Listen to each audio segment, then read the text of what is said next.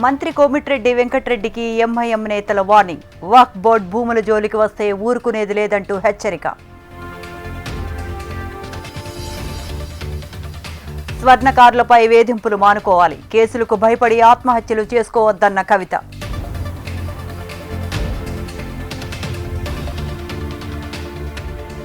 తిరుమల శ్రీవారిని దర్శించుకున్న ప్రముఖులు, మొక్కులు చెల్లించుకున్న తమిళనాడు గవర్నర్ మాజీ డీజీ ఠాకూర్.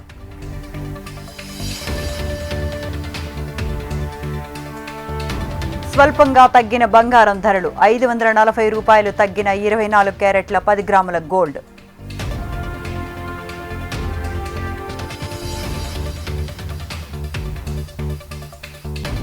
చాన్నాళ్ల తర్వాత బయటకు ఇరాన్ సుప్రీం లీడర్. ఓ మసీదు సంతాప కార్యక్రమానికి హాజరైన ఖమేనీ.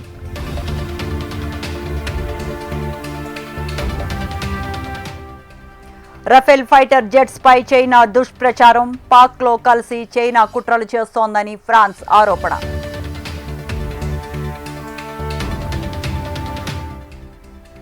వాణిజ్య సుంకాలపై యుఎస్ఏ ప్రెసిడెంట్ మరో కీలక ప్రకటన. బ్రిక్స్ అనుకూల దేశాలపై అదనపు టారిఫ్ ని విధిస్తామన్న ట్రంప్.